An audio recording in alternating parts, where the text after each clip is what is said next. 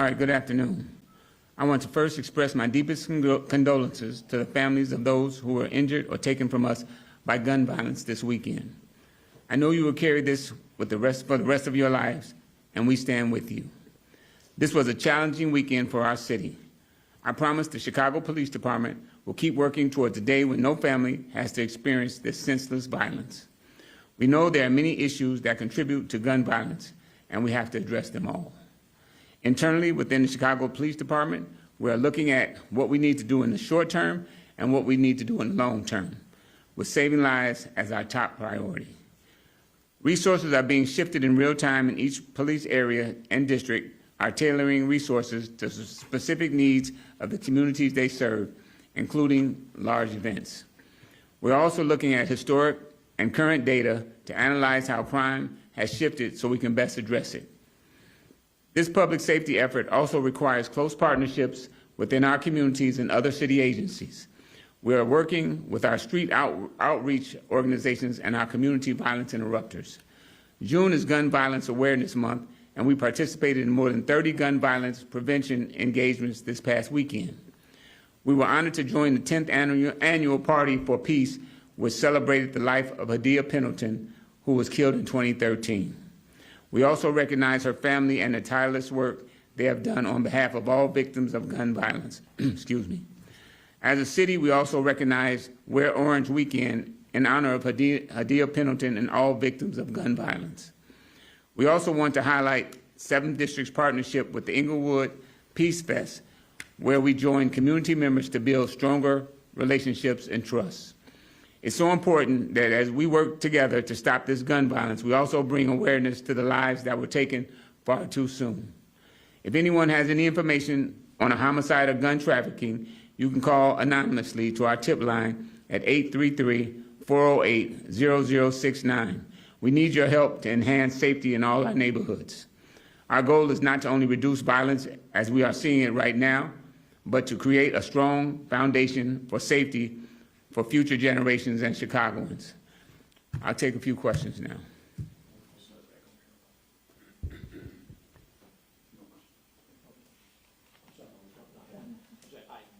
Superintendent Terry Kestner and WBBM Radio. There was a real push Memorial Day weekend. We saw that with the community groups, with police meeting with community groups both on the south side and downtown. Was there a similar effort this past weekend? I'm sure it wasn't as large, but was there a similar effort as the previous weekend? Memorial Day, we probably tried to put more manpower out there. Traditionally, Memorial Day is more of a violent time. Excuse me. But I'm conflicted, Terry, because I saw the good work and hard work that the officers were doing as they canceled days off and things like that. But then we saw the violence in a lot of areas. So it's frustrating. It's very frustrating because the officers out there working hard, but we're being sometimes overtaken by the gun violence and the type of weapons that they're using.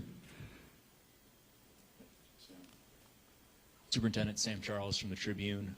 With respect to the HBT situation at Chicago and Pulaski Friday, does the police department have any idea how many weapons the suspect had in his living area or how he acquired them? I'm going to let Larry Snelling, Chief of Counterterrorism, address that. Good afternoon. Larry Snelling, Chief of the Bureau of Counterterrorism. What I can tell you about that right now is that we're still looking through that. We know that he had multiple weapons, but a final count we don't have at this time. The location was very chaotic. There were a lot of things in there, and the building was more than likely has to be demolished. So at this time, right now, we don't have a final count, but we can get that to you. A quick follow-up. Is there any way you could talk about some of the previous interactions the police department had with him or with that property? It sounds like officers have been called there several dozen times, at least over the last year or so.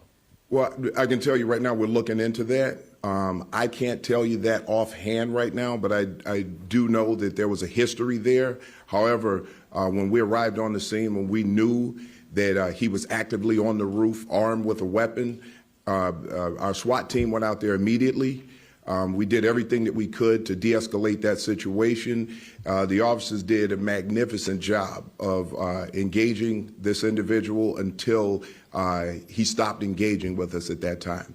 But the focus at that time was to make sure that the community was safe. And our officers also had to be safe. So it took a while for us to decide to go in, because if you saw the apparatus that he had built on top of the building, there was no reason for us not to believe that he had set something up inside of that building also. So for the safety of everyone, the SWAT team did an excellent job of de-escalating. The officers who were on the scene, keeping the citizens away for their safety and the safety of everyone in the city. So I think the officers did a magnificent job with that. One more if I can, real quick, I'm sorry. Chief Snelling, the medical examiner said that he died of a self-inflicted gunshot wound. Did any officers fire their weapons over the course of the HBT? No officer fired a weapon at that time. Like I said, we were attempting to de-escalate, and unless those officers were faced with a deadly force situation for their lives or the lives of any citizen, those officers would not have fired their weapons. So, yes. Jermont Terry with CBS 2 News. Good to meet you, sir. I have two questions for you. The first question centers around the violence that you are speaking of today.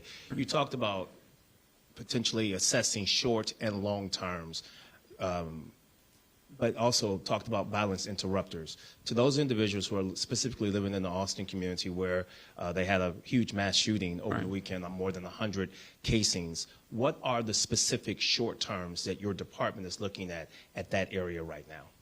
Well, building those relationships with the violence interrupters, but also building relationships with those communities. When we see large gatherings like that, we have to there's a balance to it, because sometimes people, they say being harassed by police, so we have to have a balance. We go in, try to talk to those people, find out if this is a potential gathering where potentially violence might occur.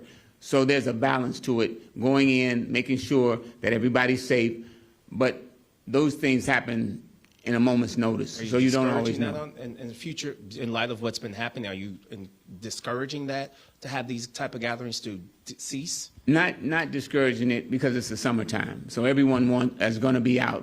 Even if we did discourage it, people are going to be out. So, but we have to make sure that those gatherings where we have those large attendees, we have to make sure that we have some police presence there.